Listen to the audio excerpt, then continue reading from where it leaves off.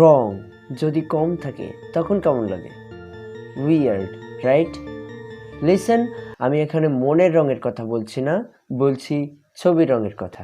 তাই আজকে আমরা রং ঢালবো, আই মিন কালার গ্রেড করব, বাট অস্বাভাবিক ওয়ে নয়, সিনেম্যাটিক ওয়ে।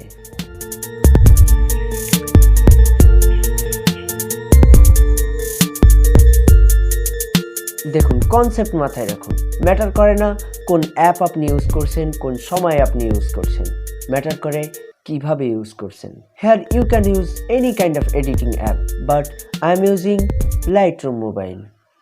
সো প্রথমে ফটোটি ইম্পোর্ট করুন এবং চলে যান বেসিক অ্যাডজাস্টমেন্টে।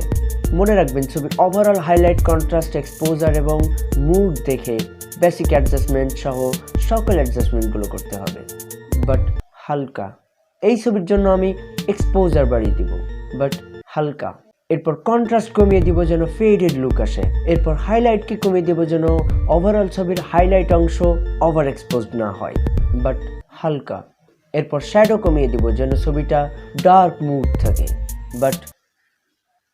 এরপর হোয়াইটকে কমিয়ে দিব, কারণ আমি চাই না আমার ছবিতে সম্পূর্ণ হোয়াইট কোনো পার্ট থাকুক। এরপর ব্ল্যাককে কমিয়ে দিব যেন আমি ওভারঅল ছবিকে ডার্ক মুড পাই, বাট। এরপর চলে যান কালার টুলসের মিক্স অপশানে। কিছু কিছু জায়গায় এটাকে HSL নামে পেতে পারেন, তবে মাথায় রাখুন দুটোর কনসেপ্ট একেবারে সিমিলার। ছবির স্পেসিফিক কালারকে মডিফাই করাই হলো HSL এর কাজ। এখানে আপনি গ্রিনকে অরেঞ্জ অথবা অরেঞ্জকে গ্রিন করে ফেলতে পারবেন, সেই সাথে লালকে সাদা করে ফেলতে পারবেন, তবে সেটা সাবস্ক্রাইব বাটন দিয়ে।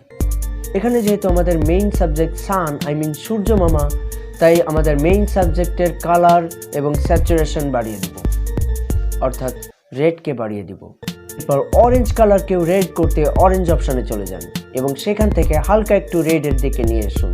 এরপর স্যাচুরেশন বাড়িয়ে দিন। এরপর একটু লুমিনেন্স বাড়িয়ে দিন যেন আপনার অরেঞ্জি অংশগুলো আর একটু হাইলাইট হয়, অর্থাৎ অনেক বেশি ব্রাইট হয়। যেহেতু আমি ছবিটা মুডি, ডার্ক, ওয়ার্ম টোন রাখতে চাই, তাই ছবির অন্য অন্য কালারগুলো যেমন গ্রিনকে অরেঞ্জ করে দেব। গ্রিনকে অরেঞ্জ করতে আপনার কালারকে নিয়ে যেতে হবে অরেঞ্জ অপশানের দিকে। যেহেতু আমি ডার্ক অংশে সায়ান রাখতে চাই, তাই সায়ানের স্যাচুরেশন বাদে বাকি স্যাচুরেশনগুলোকে কমিয়ে দিব।